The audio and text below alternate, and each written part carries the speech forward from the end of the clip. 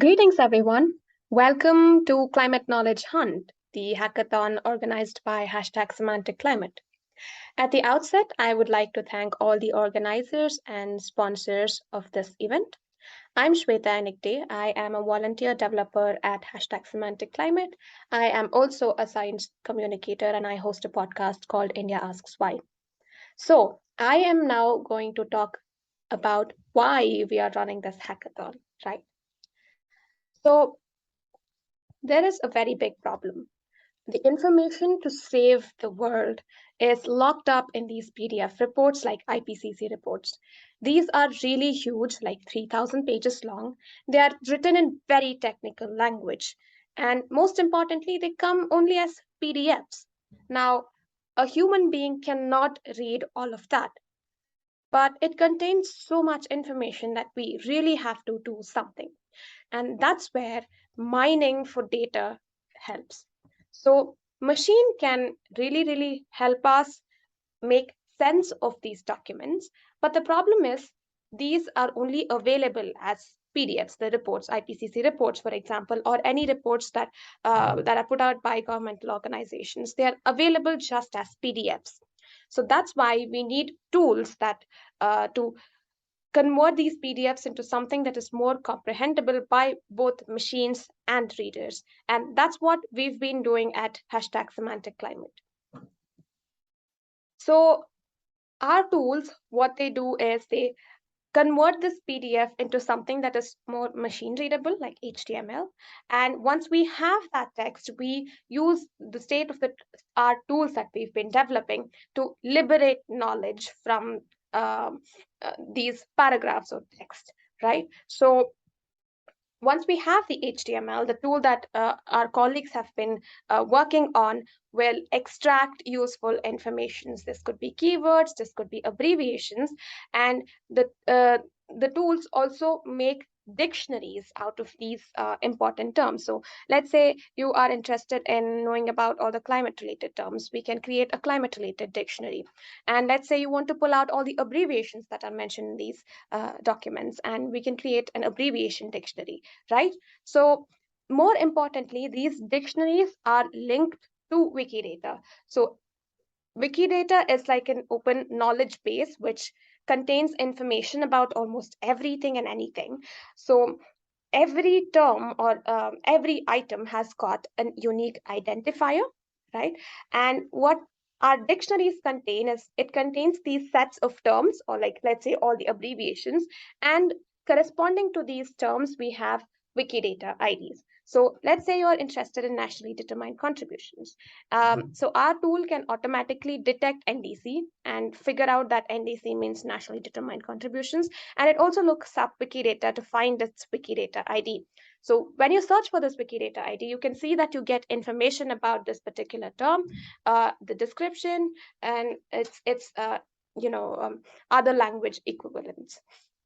So once we have the dictionary, what we can then do is go back to the HTML and annotate these terms. So let's say I want, when I'm reading this document, I want to know what nationally determined terms contributions mean. So I can just click on it and then it would directly take me to Wikidata, right? So let's go back. So this is how an annotated document would look like. And it would contain links back into Wikidata for all the abbreviations or any other terms that you may be interested in, right? So this way you can learn what these abbreviations mean immediately, instantaneously while you are in the document.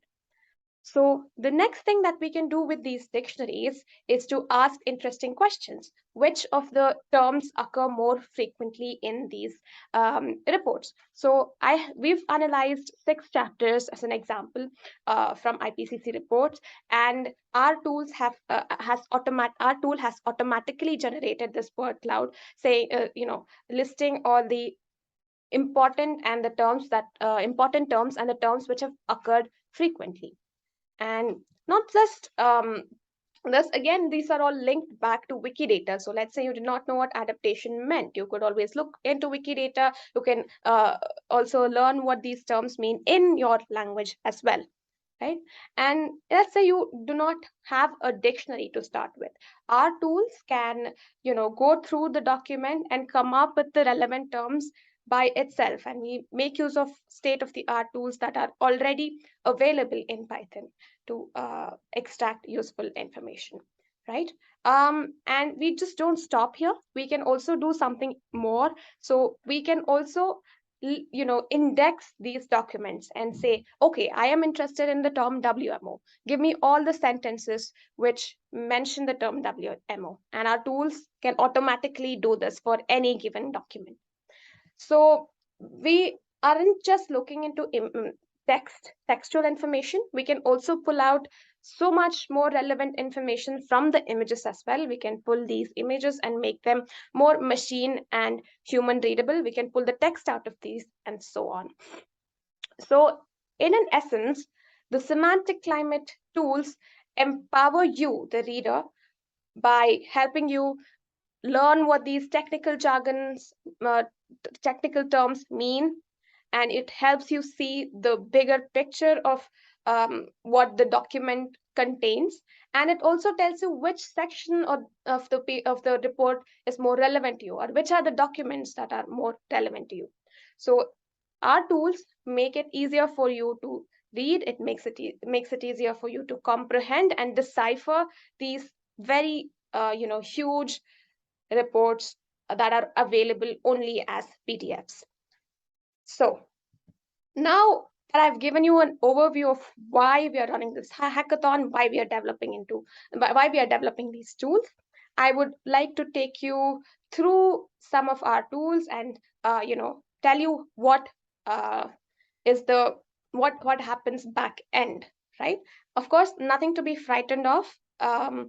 We have made it very easy for you to run our tools. So just to give you an overview, we develop our tools in Python. Like I told you, we make use of state-of-the-art tools, the NLP tools that are available and so on.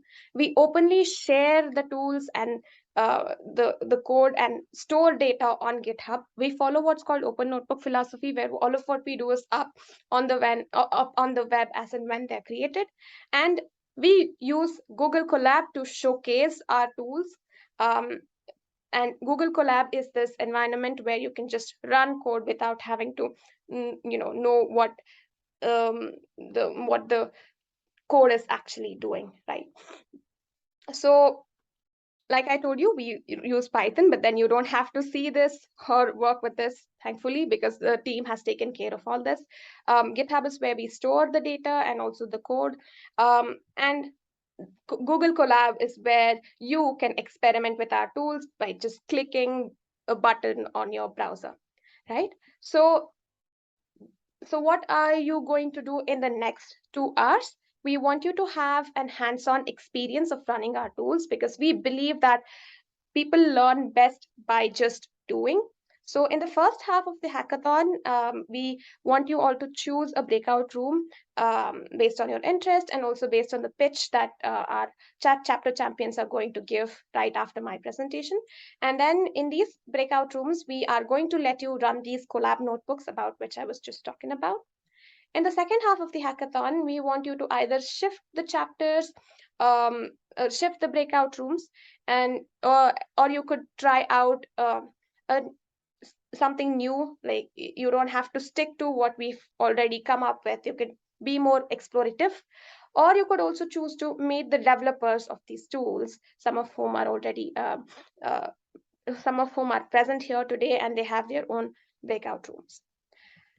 With that, I would just like to say that our team is incredibly diverse. Please come join us and help us liberate knowledge from these documents like IPCC reports, which can help save the world. So over to chapter champions for them to give their pitches.